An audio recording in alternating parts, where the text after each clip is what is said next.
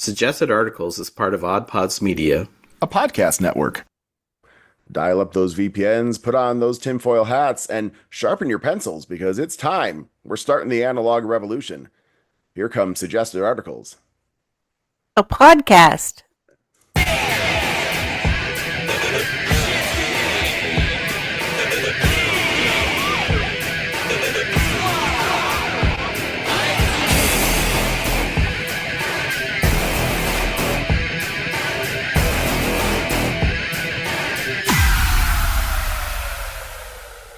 Hello, everyone. Welcome back to Suggested Articles. I'm Jeff, and other Jeff is not here, so I'm going to skip ahead to...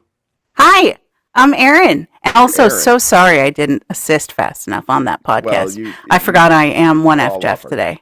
Yeah, no, it's okay. We're all off our game today. We are down a Jeff.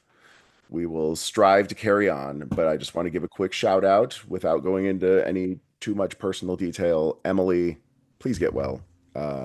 We're sending you our love. Yes, please. Yes. Okay.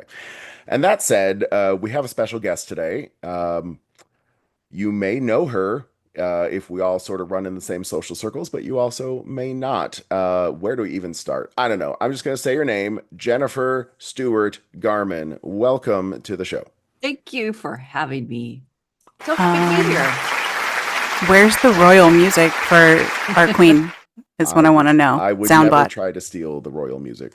Me too. I was told there was going to be fanfare and treats. I see neither. I have a horn. Oh, there we go. That's good. Yeah, it's a that's royal like honker. Which is Erin also my has her own nickname in sound. college. Royal honker. No. I don't know. People are I terrible. might have more on you. Yeah, I know. It's my Italian nose. That's a good reminder. If you want to see our noses, hopefully this episode will soon be on YouTube, youtube.com/@suggestedarticles. Thanks, Ryan. Oh, a YouTube. I just felt like that belonged. No, you're right. You're absolutely right. You were right to do that. Okay, so Jen, the quick intro to you is I know you, Erin knows you through a podcast called The Ralph Report, where you were not originally a direct part of the Cast show, member. but you started sending in musical clips and cuts and awesome, funny things, and then you eventually joined the show. Can you give us the quick, let's say a minute sort The of elevator version give us of the what elevator, happened? the elevator bio. Where'd you come from? Yeah. So I started listening to the Ralph Report, which is something that all three of us have in common in the COVID times, the beginning of COVID. And because I was a lifelong K-Rock fan and fan of Ralph's comedy and funny, just he's plays the greatest cranky person I've ever seen. I love it. So anyways, He's not like that. Agreed. Sorry, I was nodding, which is always great for audio content. But yeah, it's agreed. True, it's true. He is a part of him is like that, of course, but like all people, he has other dimensions too. He has a whole range of emotions. Wow. But I love it when he lays into that part of him. It's really funny. So my part came in a few months into listening to the show. There was a theme and he was accepting people's contributions, and I contributed something because I thought, I'm so sorry. That's a reminder to wake up. So I sent something in because I thought, I don't think this theme is right. I know exactly what needs to be there. I can hear it in my head, and immediately just kind of laid it down and sent it to him, and it took off. It was really popular with people for some reason. So I started sending in just a ton, and I couldn't stop. It just became this thing where all of a sudden I had like 30 songs, and all of them are original. None of them are. I love doing comedy songs, and I know some people do great where they do, they take a karaoke track that exists and then they put new lyrics over it, and that's cool. It's really funny. But for me, it was like, I want to do something brand new and record all new tracks and just have a ton of fun with the things like Eddie would say, just like random things he would say, which were really funny, or they were just concepts that Ralph would come up with. So, and I was telling someone this last night because we had a live event that, like, in hindsight, was I just trying to woo him with music? Like, I kind of feel like, yeah, maybe like subconsciously I was doing that or something. But yeah, so after a while, I had also kind of made a foray into YouTube and was doing a show that was very similar to the Ralph Report in structure. That's the only thing that was, similar. But about 2 episodes in, all of a sudden it got back to Ralph that I was doing a podcast. And he's, why am I not in it? And I'm going, dude, I've done 2. Like, I am not ready for this. You know what it's like, right? When you've done 100%. Yep. podcast ever. So it was my second one. And I'm thinking, I was thinking I would hit him up maybe a few seasons in, right? And so there he was. And so that was the first time I kind of met him, but I don't remember. I blanked out the whole time. I don't know what happened, but apparently it went okay.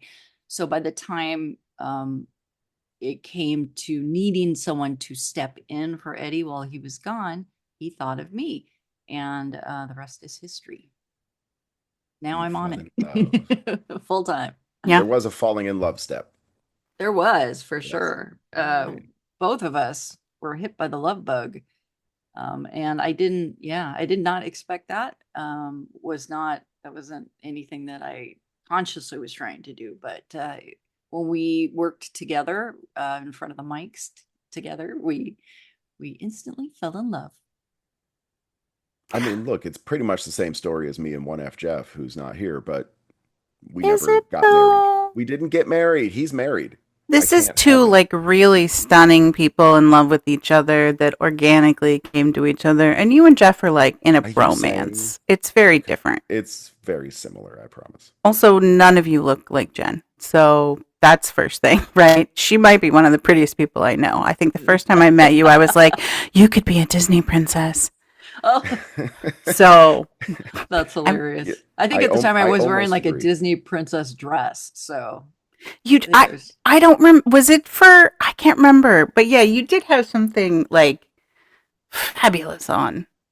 Anyway, I Well, like yeah, a little cosplay. I did meet Jen very, very briefly at an event called GarmyCon, which happened in Las Vegas a couple of years ago. And Yeah. Disney Princess, I think, would sort of understate the dress she was wearing that night. It was, That was like a hoochie mama. yeah. Well, I mean, I was just going to say ridiculously spectacular, but I Oh, don't it was know. very Vegas. Because when you're in Vegas, you gotta dress apart. You gotta bring it. You gotta like I don't feathers really and know what that sequins. means. This is pretty much what I just wear t-shirts. That's all I Well, do. a lot of dudes do that. It's cool. Jen, I got a picture of Jen at a slot machine. I don't know. I think it was the same GarmyCon trip, or it was before that. It might have been the year before for Ian's thing. I don't know. But you were That's true, there. There was a wedding, right? Yeah, you were there by yourself at that point when we ran into you, and you hung out with the group of us Garmy folks, and there's a picture of you at like a slot machine, just like lounging so casually, and you've got like a rock t-shirt and a cute little skirt and boots or something. And I was like, I tried to look that effortless in my shit my whole life, and Jen's just like, I'm on perch here because you guys are taking a minute, and it looked like we staged a beautiful photo of you, and I was like, well, I'm just gonna go sit in the corner in my outfit. It's fine. That's hilarious. Yeah, the Vegas trip that we had was really fun. I've gotten and I'll just use that as a segue. I've gotten to know the Garmy so much over the years. So even though it had already existed for about 3-ish years when I kind of came into the fold and immediately loved everyone because I think we all have a commonality of first awesomeness, right? Second, a love of sci-fi and entertainment and whatnot. And then, of course, everything that the podcast is about. So we naturally all got along, and I got to know everyone and got to be in their social circles and whatnot.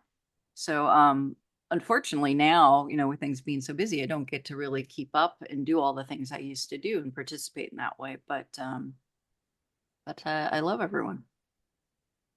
And so we love much. you. Now, you wrote a book, which I'm going to talk about in a second. But Okay.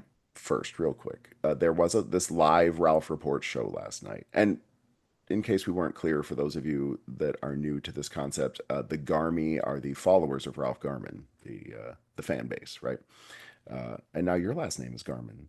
So Yeah, right. Oh, and if you aren't familiar with it, you can subscribe to the Ralph Report for as little as 15 cents a day. Yeah, That's it's true. I can't believe he does such a huge show 5 days a week. A lot of people listen to it in the mornings. It's kind of like your morning show. Some Sure people is. split it up because it's an hour long and they don't have that long of a commute and they do both. And I don't know of many shows that are putting out a fully produced video, everything with segments and segment graphics and titles and drops and everything. It's an amazing show 5 days a week. It's crazy. So you get a lot of bang for your buck. It's more expensive to buy coffee, honestly, Yeah. for I mean, 2 these days. Oh, like 1 day a month. If you buy coffee, you've spent more than you would spend on the Ralph Report. Yeah. So come on, people. Especially Well, at and Starbucks. Yes. and Ralph is like, he starts working on the show like first thing the next day for the next, like, it's a full-time gig. It seems like it's a fun, silly hour, but you guys Oh, are gathering stuff and doing all the behind the scenes and talking to people about stuff on the site. Like, this is a full-time gig that you're hopefully helping Yeah. with Yeah. at this Oh, point. yeah. But I think people, when they say, like, I want to do a podcast, they don't realize what they're getting themselves into. And they might be into it for like a little bit. And then after a while, they realize, oh, this is a job. Oh, okay. Maybe not. Well, that's why we And do ours every other week. right. oh, you And don't then have it's easier. 4 shows that you do like every week? That's that. Sorry, I overextend myself, Jen. No, A lot. not a problem. But you're right. And it's really cool to see that kind of work ethic. But he really puts everything into it. He treats it like a job, like you need to. And he wakes up early in the morning and he gets going. And there's about, I'd say, 10 to 12 hours a day that he's working. And I try to help where I can. But he really enjoys being the producer of all of it. He makes all of the decisions because it's his show. It's his name on the show. I help with I do the website and all the graphics and the music and the kind of like the, I don't know, marketing kind of side of that. But he does all of the heavy lifting. And then of Yeah. course, when we do our broadcasts, I basically set up I have an audio technical, I was a sound engineer for many years. So I have a lot of technical skills from working in Hollywood and whatnot. So I set up his video system so that now I sit there and while I'm communicating with them and we're all on camera, I'm also, doing the camera switching and whatnot. And I did all these graphics and animated transitions and things to cue. So it's, for me, I'm like third chair or fifth chair, like somewhere down there. Cause sometimes I'm like, oh, I got to go camera that. Oh, I got to cue this next. So I'm like thinking of that at the same time. And then, trying to put a pun in every now and then. Oh, well, we love your puns. Thank you. Absolutely. Okay. Now, last night there was this live show. We were up late. You were up later than me. But I just want to say I was sitting like second row, dead center. Great view of the stage. Right. Excellent show. Had a blast. We all got kazoos. That was fun. Yes. Not my fault. I'm so sad that I'm not in California. I love a good kazoo and a free gift. They Free, yes, will be free available in the merch. So Ooh. yeah. At one point early in the show, you guys had an edition of the Garmy Game Show where you can answer some trivia questions and win fabulous cash and prizes, cash not included. Yes. And because it was a live show, you involved an audience member. So Ralph said, someone that knows a lot about the show, a lot about us, Ralph, Eddie, and Jen. I waved my hands in the Oh, air. I saw your arms. I didn't see you, but I saw your arms. I remember seeing that. Ralph makes eye contact with me. Yeah. Ralph points at me and says, "We got someone." And then out of nowhere, off to the side of the stage, comes some guy named Topher Scheckler. Yeah. This And was so, rigged. The whole thing was rigged. Yeah. I don't think I would have gotten 10 out of 10 on the quiz with the bonus prizes and all the hoopla, but Yeah. I would have won that quiz. So Topher Yes. and I have some beef now. Oh yeah. Why? So now I'm coming for you, Topher. there's a long storied beef between this guy named Topher, who's pretty well known, I guess, in the Garmy, and this other man named Cooperman who does a lot of jingles, and Yeah. love that guy to death.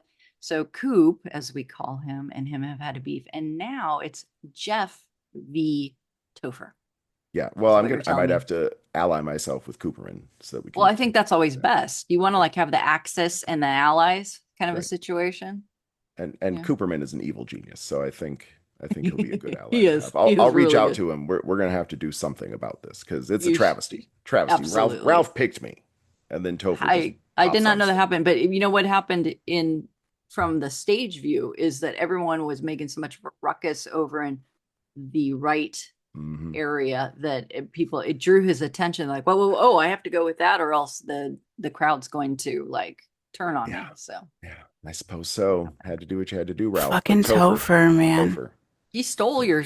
You should, Yep. yeah, you should track him down. I'm going That's for him. Hmm. You know, Topher Topher. released my Vomgasm call from K Rock back in the day to John Fink without asking me. And so I've been giving him shit about that, to be honest. I mean, I told him what the day was I called, but he didn't ask if he could give that audio to someone else. So maybe we could start a suggested articles v. Topher beef. Okay. Feel Let's talk like about it. if I love anything it. ever happens to Topher, there's just too many suspects now. That's Yeah, good. That's agreed. good for us. Yeah. Agreed, right? We'll Yeah. all be safe that way. They can't prove anything. All right, now on to the real business. You have written a Yeah. book, and I'm afraid this might be backwards now as I show it on the screen. It's But it is definitely not. no, Nope, is it it not? is Okay. right set up. So it is called Calm and Creative by Jennifer Stewart Garman, down here at the bottom. And Oh, thank you you for getting the wrote book. a book about, well, it's not about anything. It's a book for drawing. It is 100 drawing prompts that build creativity from simple shapes. And just right here on the cover, I find myself thinking, I can't draw for crap, but I could draw this. Perfect. Picture That was what I was going for.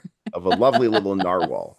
And it is many, many pages. How many? I didn't look. It's 145 pages of just 160. activities, um, ideas, and instructions on how to draw these simple things. And what was your goal in making this book?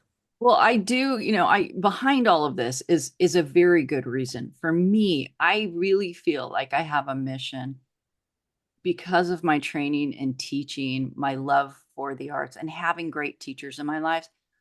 I know that there's a lot of people out there who don't feel that they're creative, that they don't realize that they have this amazing imagination that hasn't yet and maybe supported or encouraged. And so my mission, I feel, is to help people discover their own creativity and discover how amazing they are and how unique. And we don't get a lot of chances to reveal that to people. And so, one of the things I've found over time teaching and using things like this is I see how people's brains work. I look at their decisions that they made to solve a little problem. Maybe it's a doodle. And I look and I go, "Oh, what made you think of that?" Like last night, I had an adult show me one of their drawings and like, look, they were like super excited to show me, and I'm super excited to look at it. And I look at their first drawing that was based off the letter A, or the B, and it's like this bunny that they draw. And instead of ears, they did carrots. And I thought, oh my God, that's Oh, that's cute. genius. That's so genius. And that's exactly the kind of thing I love to see because we in life, this, always kind of brings you to the bigger, you go from micro to macro, that in our lives, you're going to be solving problems all the time. What I want to develop in this book is that idea of asking what if. What if I do this? What if, what if the way I'm looking at this problem I have, and I looked at it from a different situation? And I'll give you an example. In the book, there's something I draw where I drew this anglerfish. And when I was done with it, it looked really scary. And I'm like, okay, this is not what I want this like to be a calm kind of a book, and happy and positive and whatnot. And it looked kind of menacing. And so I thought, well, what could I do? Maybe I should just draw a whole new thing. And like, no. What if I changed the context that anglerfish was in? What if it was a comedian, it's up on stage and it's bombing? Oh, that would be kind of funny, right? And I could like maybe think of some jokes and put that up there. And I thought, oh, what if it was like, because it's an anglerfish, it's got like a light on it. What if it was a really bad lamp? And it was so bad, no one wanted to buy it. And now it's like in this lamp store, and it's like on sale because no one wants to buy it, or it's in a Ross, store or whatever. So that type of what ifing doesn't always come naturally to people because they're scared of having the wrong answer to that question. That's what I want to fight, is you need to be okay with making mistakes. And drawing is much more forgiving because we have these cool things called erasers. Yeah. Yes, ma'am. And Yeah. so the book is kind of, yes, it's about drawing, but for me, it's about something else. It's about encouraging creativity and risk taking, asking what if, and developing this visual library and developing someone's confidence in making mistakes and trying things. So that's what's behind that book for me.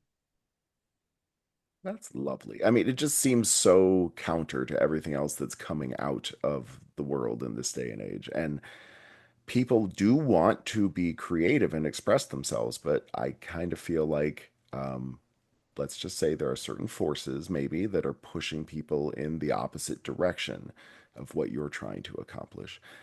How do you feel, since this is sort of a technology podcast, about AI art tools, AI Well, image generation?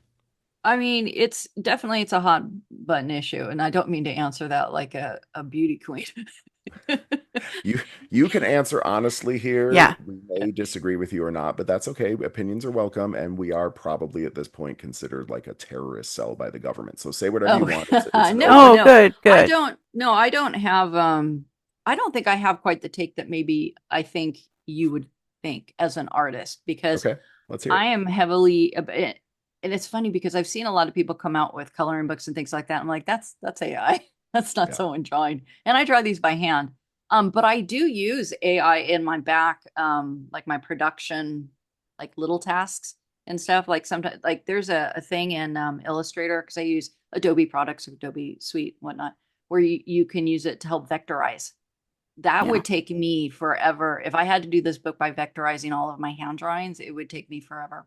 Yeah. And so there are tools I find that as an artist, you can use them and still have the integrity that you normally would have. And just like anyone who's doing art uses other things. Like, for instance, I use a site called Vecteezy of artists, and it pays them for it, and you can use their stuff. So like if I'm doing a something for the Ralph report, I'm like, oh, I need this graphic or whatever.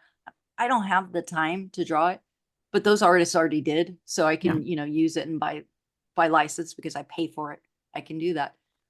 So I use AI in ways that I feel like are ethically aligned with how I feel, where it's I'm the driving force, I'm doing the heavy lifting, I'm making the creative choices, but it's helping me to do things that I don't have the time to do. Now, am I taking away someone's job? No, because I would have done it myself. Honestly, I do everything myself. So, I don't know. Everyone draws their line in a different place, though. I mean, I don't detect any crimes that were just committed there, Aaron. No, and so I came in real hot like a year or two ago, like when AI first started to be weaseling its way into art, would have been how back then Aaron said it. But honestly, I've been working on the Fink Show logo. We're adding some of the other assorted hosts, and I've been using the generative fill tool not to, paint the background and do the work that I would want to do, but to clean some of those edges. I think you've probably worked in Photoshop quite a bit too, Jen, and the cleaning All the the time. edges sometimes, like magnetic lasso, not perfect. The like auto grab tool, not perfect. And so for me, if when I'm done doing all that tedious work, I don't also then have to like polish the edge, like blur the edges, add depth. I can just do the generative fill and it grabs the background for me so nicely. I've been using that recently. And I think again, that's a monotonous task. No person's gonna want to do that. I'm not taking away from art. I'm just saving like the data entry of artwork, basically. Yeah. Look, I would say that should be the point of robots, and bringing robots into our lives is to do the monotonous tasks that we don't want to do. But there's still a lot of creativity left out there that wouldn't be, just filling in a background. Right. Yeah. And I think here's what it comes down to for me too, is that when I think about what makes a human, And I'm not saying this to say, oh, we're better than some animals, because some animals are very creative too. So, but what I'm talking about is what is the essence of a human for you? Because I think when people talk about AI too, there's this idea of what is humanity, and are we losing our humanity when we use AI? And I think one of those things that connects me to humanity is that idea of creativity. And that's why I think is at a in danger, is that sense of creativity, relying on someone else to do your what ifing for you, basically, because we have always thrived as humans, because we, as biological, and I teach science, and this is kind of why I always think of this in science terms, we evolve to reflect what's happening around us in our environment. That's how we evolve. And so we have to be very creative, because we need to make the world around us hospitable and profitable, or whatever it is, just so we can eat and have shelter and all those things. So what makes us human is that adaptability, that creativity at looking at what's around us. And we can't farm that out to something that doesn't have a sense of humanity, that doesn't need it. It doesn't need that to happen. It doesn't have a sense of biological drive.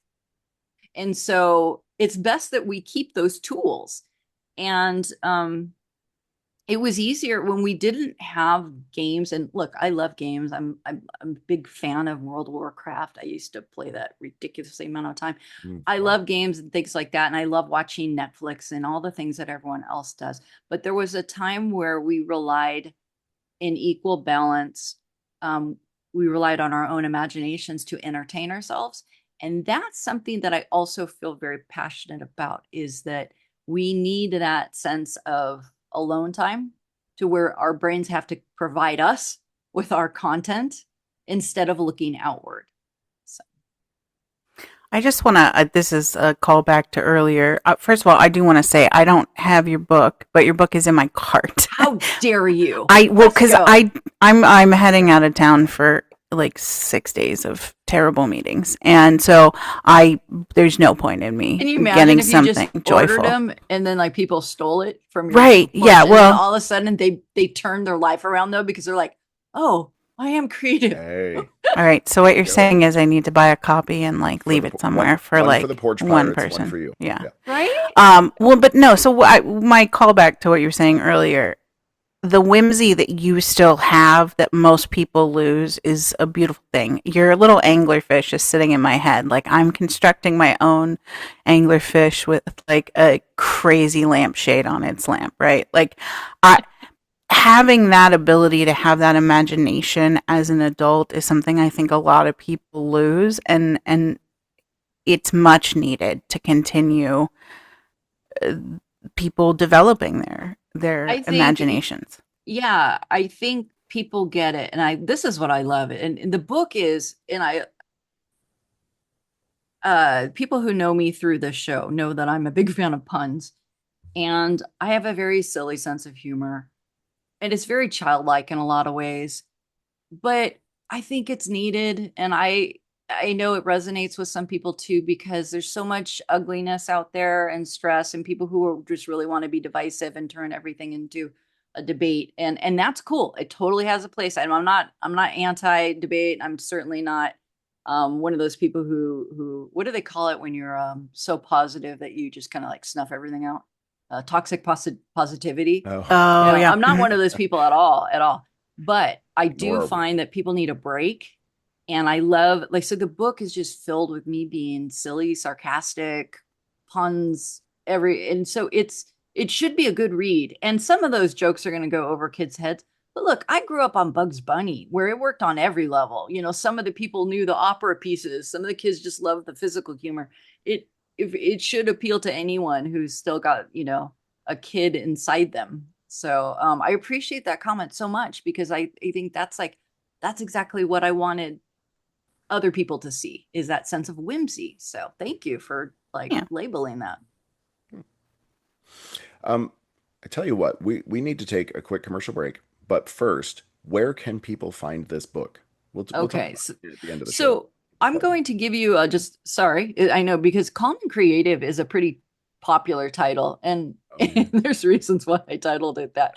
But one of the easiest ways you could find this on Amazon, because searching for it couldn't be difficult, is actually to go to the ralphreport.com. Oh, cool. theralphreport.com. If you go Yeah. there and go to Yes. the merchandise or merch page, I have a handy link, and I think it's a little easier to find than going to Amazon. But I'm also going to be providing Jeff with a link in case you're interested, and he hopefully will post that, and you can click it and Oh, my get to goodness. Yes, of Amazon course I there. Now, do I you will. get, like, I know Amazon's weird with selling things or whatever. Do you get more revenue from your associated link? Like, should I empty my cart and use your link? Oh, that's a really, yeah. So sorry, I'm like, sorry. It is Okay, I didn't mean to break early you. in the morning. No, E-commerce is it's, complicated. yeah, no, I am an affiliate is what I was going to say. So basically, when I was thinking about selling my book, I thought, why would I let someone else get commission on my book? This would make no sense. So I'm like, I'm Yeah. gonna become an affiliate so that I can like give people a link, and then they can click it and I get paid, because just like behind the scenes, you should know the Amazon makes more than twice as much as the authors make. Authors, yeah. And it's still Lovely. making twice as much as I am on my own book that I, spent months slaving over a artistic stove. But and that's the way it works, right? Otherwise, I'd have like a lemonade stand with my book, and I would only reach a few people. So it's a bigger market, and it's worth it though.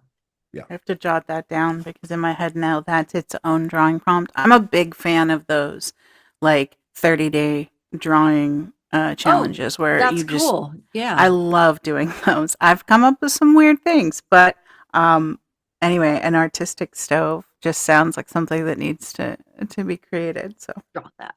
It's your next prompt. Well, we will take links to theralphreport.com as well as the direct link you give me, and those will be in both the show notes, and I'll post them on our free Patreon, patreon.com/suggestedarticles.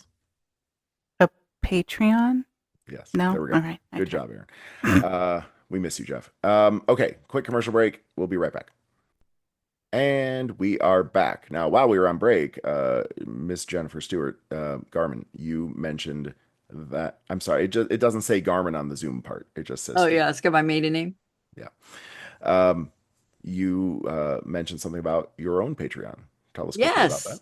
Yeah, I found that I needed a place where people could go to get tutorial videos, just things from the very start, like what tools should I use? How should I hold the pencil? Because sketching is different than writing your name. And so a lot of people haven't had that basic kind of, lessons. So I've got some resources and a community already on Patreon, and it's Queen J's Creative, not expedition, not someone has said, oh, someone said exhibition. And like, I can't find it. I kept putting an X. I'm like, we're not exhibitionists, we are expeditionists. So Queen J's Creative Expedition. And so if you're on Patreon already and a fan of other people, if you type in Queen J, that'll help you find me and my Patreon. Excellent. And you know what? We'll post a link to that too. I don't have any problem with that. We all have Patreons these days. Boy, my camera is really going crazy. Your camera is upsetting. Your camera's using AI, right? Mhm. Okay. Just want Kind of fun to mess with it sometimes. All right. So this, I kept thinking about this while you were talking about that essence of creativity and the things that we could lose. We have a segment on the show called The Horrors of Technology. And I was thinking about last week how we talked about there was a dude, he's a CEO of some big company, I don't know, but he was giving a commencement speech for a college recently. And one of his things was like, and you need to pursue your passions. And my passion is music. And I've been into music and DJing and stuff for decades. And he's like an old dude, so he's been doing it for a very long time. But his example now of how to pursue his passion was to use a product called Suno. And he demoed for the people there, the graduating class, how you could just take 10 seconds to describe a song to Suno, and then it generates a song for you. Yes. Yuck. So we would consider that a horror of technology. I hate Now, that. Okay. I see. Yeah. And did that make That's your skin really, crawl like it made ours? it's, I think as a musician, it gives, I have such an eye roll for stuff like this because Hmm. I guess a lot of people too feel this about what they call AI slop. And I think that can apply to anything that it's creating where it took no effort on the side of the person who did it, or it took very little effort. And for people who are artisans, that's always going to rub them the wrong way. Cause like, do you realize how many steps I had to create something from scratch? It's kind of like, Hmm. here's the thing though, we all use tools. So for me, I do things from scratch. I record a lot of my instruments literally by playing them. Some of them I use MIDI to play them on my keyboard, and they trigger sounds that are samples and whatnot. Some people could even say that's not right. You're using samples. Like that's not you actually playing the instruments. Or, you know, there's a whole spectrum because you go from there and then you have people who, maybe they're writing the words, but they didn't actually write the accompaniment. And that could be seen as like a cheat right there. So I think, for me, it's always like someone finds a line that they're comfortable with in that. But I think he's on that whole other right side of the spectrum where you're like, I pressed a button. Look at me. That doesn't make you a DJ. It doesn't make you a musician, but it does Yeah. make you a good button pusher. Yep. I mean, Yeah. I've gone through the process of saying, "Hey, this is what I want," and you creating something. And we went through versions, and it was a beautiful thing, but you made it. If someone pushes a button, I think, you didn't. I don't know. You're already so fast at what you do and so good at it that like someone out there just pushing a button to take money away from someone that like you that's a lovely person makes me angry. So I'm real mad at that guy who's like, just push a button and it's fine. I don't get mad so much about that. I feel like it's lost potential. It's like you have the potential to learn to do things for yourselves. And I really highly value resourcefulness, doing things yourself. And nobody needs to go to the length that, like, I just am one of those people who, like, I sew. Not a lot of people sew. I cook from scratch. I do all these things because for me, it's part of my humanity. It makes me feel connected in a lot of ways to people before me, and like, when I cook, I think of my mom who's no longer with me. I think of my grandma. I think of all these people in my life, and I'm carrying that forward. It's part of our culture. If I create music, it reminds me of my family's from Mexico, and my grandpa's dad was in a mariachi band, and there's music in our family. And when I play music, it connects me to that thread of history. And so for me, it's like this idea of connecting to humanity. Um, if I were to give that over, then it doesn't really connect me to anything. Yeah. It loses its value. But I think what we're all kind of in agreement of is when something's fast, and I think this is what I'm hearing from you, is that when something's too easy, it loses its value. Oh, for sure. Yeah. To a So certain extent, like you have MIDI instruments are shortcuts for sure. It's absolutely. you, Yeah. you if you write a piece of music and then use MIDI to turn it into something that sounds like a flute, that's a lot easier than learning to play the flute. Which I Uh, play and I do well, of I do course you do. live. Of But course you for do. but like I don't play the horns, and I don't have room for an upright bass, and I use Uh-huh. those. And so Right. yeah, it's definitely a shortcut, but it's still But me you've created the music. You playing it. created Yeah. the content, right? Yeah. Like I think But here's I'm so sorry, but like this is the connection, is that I never call myself a cellist. Yeah, that too. okay. That too. Right. Yeah. I can Exactly. play, I can change this piano sound into a cello, but I'm never going to say I'm a cellist. So no one should be saying, "Oh, I'm an artist," or Right. like I have a real, Exactly. when you say that ick factor that you guys, Yeah. what's your term for the I, some of the it horrors? works for me, but Yeah. horrors of technology Horrors of is what Jeff technology. said. When people propose something and say, I am a this, I'm an author and I did this, and or I'm a musician, and or I'm an art, like a drawing artist, but they did none of it. That's very disingenuous. I think you can't go around saying that because you haven't earned it. Yeah. We absolutely Agree. agree. And I'm sure 1F Jeff will as well when he listens back to this. 1F Jeff. I love that. Well, I'm 2F Jeff. He's 2F Jeff. it's just a thing. Okay, so you talked a lot about human connection just now. So let me ask you about this. I'm gonna read you guys a little something. There's a new thing that has come out of MIT. It's not a purchasable product yet, but who knows what the future holds. It's called Human Operator. Quote, "We gave AI a body." Human Operator is a human augmentation tool that allows AI to briefly take control of your body to help you learn or do things you cannot do. Aaron, you're making faces. It just sounds dangerous. Go ahead, continue. Sorry for face making. Yeah, I mean, essentially, there's a long article about this. I'll try to hold up a little picture here real quick. You see that? This guy is quote unquote learning to play piano through the Okay. use of electrodes that he wears. And then the AI tool will stimulate parts of his body to force muscle movements and contractions to make him perform an action. Okay. So it kind of robotizes a human body. You're a Yes. puppet. Yes. How do you You feel got about that? Aaron looks like she might have just died. I hate that a lot. That sounds like then the AI becomes like self-aware and takes over. I don't know. I watch too much sci-fi to like that, I guess. I'll say well, this, you would need control over your own body in order to take this device off. Jen, you're a sci-fi fan. What's going through your head yeah, right now? definitely. I have so many competing thoughts in my brain right now. Please. It almost shut down. Because, on one hand, that was a scientist that was what ifing. And Yeah. I'm a fan of that. Mhm. Yeah. They were thinking, what if we could, much like people in early biology, when we used to have to dissect animals, one of the things we would do is we would take a frog and we would, you know, take the leg and whatnot, and you could even add a little bit of electricity Yes. to one Yeah. of the nerve points, and you'd see it like, Jump. contract up and Yeah. things like that. And that's That's basically kind incredibly of valuable because we learned right. how like electrical impulses drive our body. Like that's Right. incredibly important science.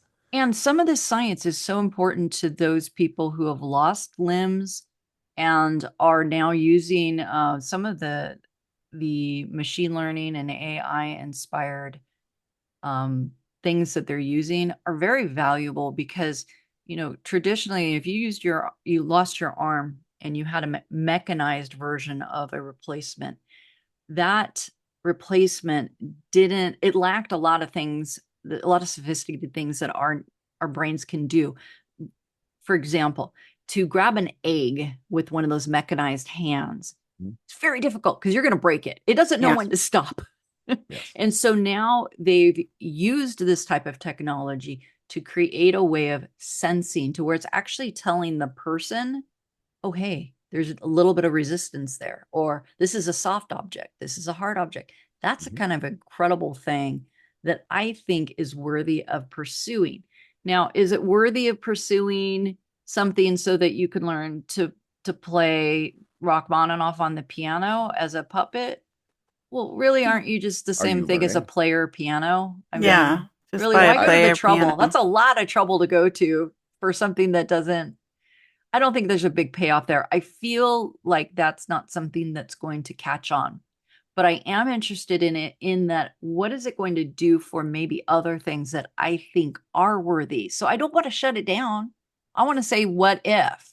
What if we use this to help Ooh. someone who's an amputee? What if we use this to help people with spinal cord injuries to regain feeling? I don't You're think we can you're categorically absolutely right. cut it off yet. There are I've good things.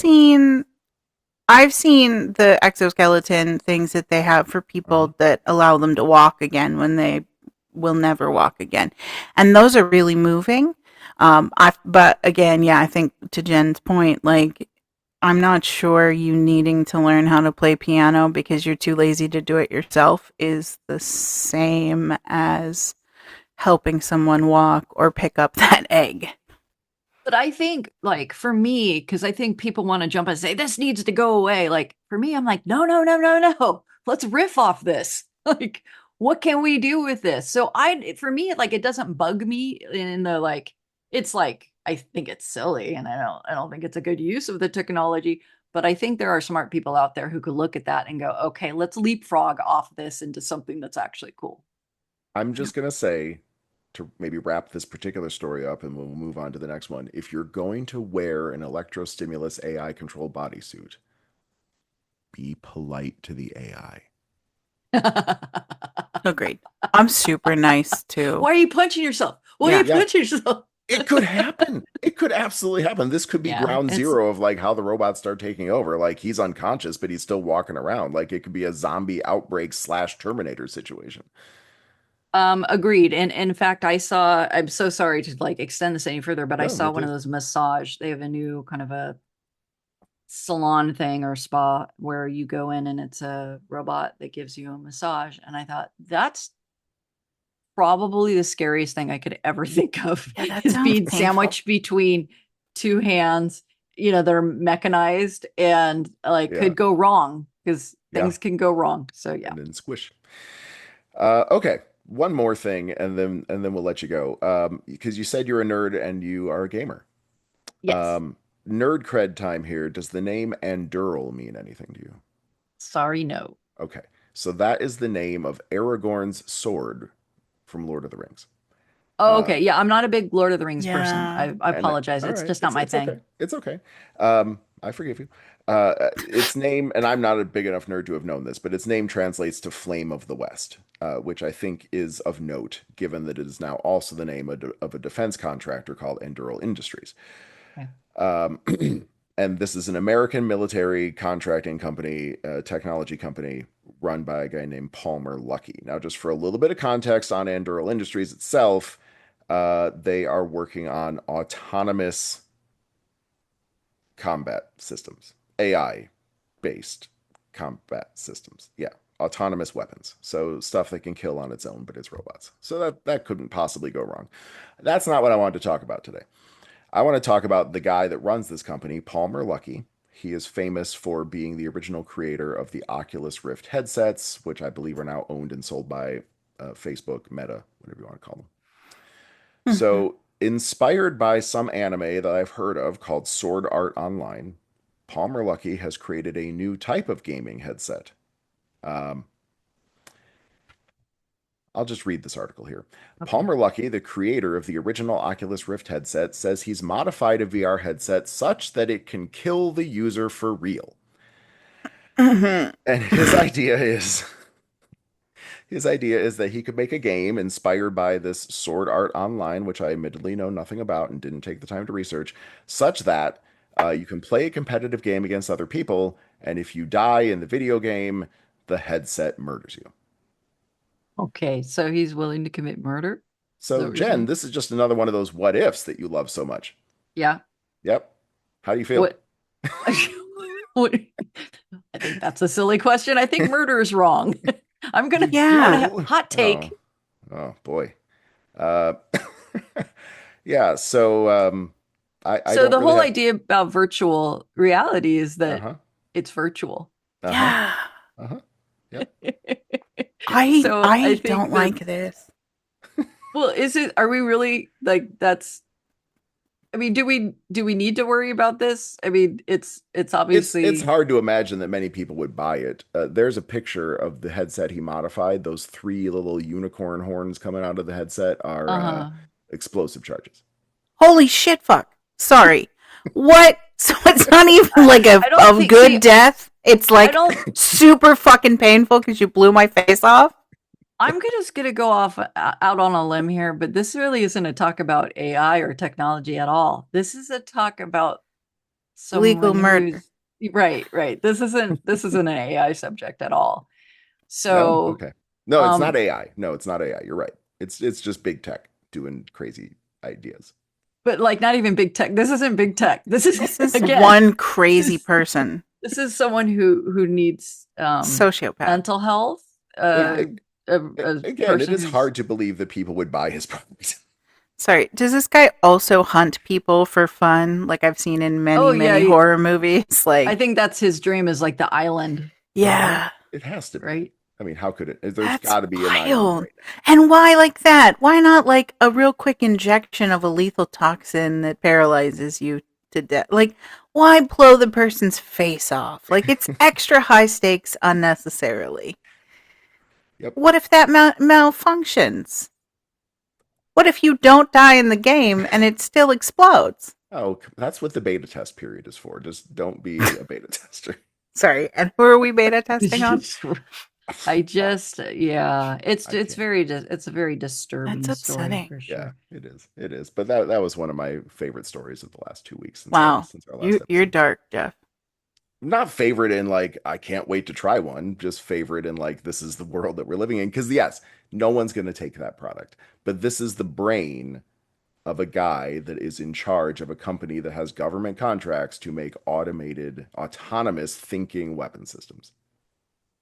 So Yes, so that's definitely you know, I mean, we train the robots and AI with our own thinking and our own thinking processes.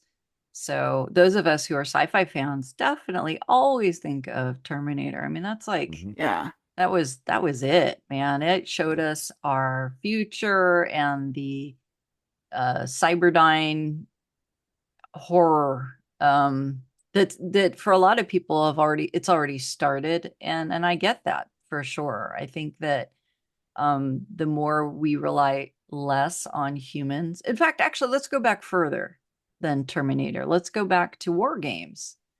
You know, really, that's where it started, is this that whole computer idea could of start a nuclear war. absolutely, absolutely. So we know, everyone knows. We know the danger. So Yep. We should. the question is whether the people in charge of our government and those Yes. departments have the wherewithal to not inject machines into those decisions. So yeah, that's of course concern.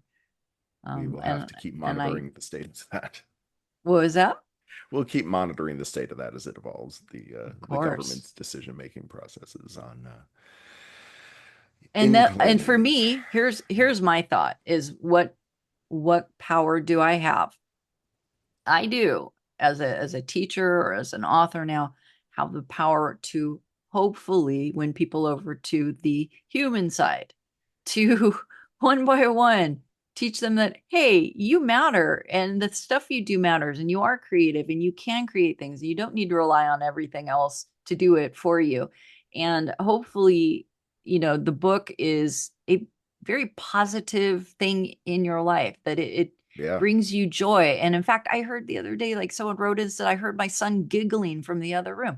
Giggling. Aww. Like what better thing can you hear than your child laugh?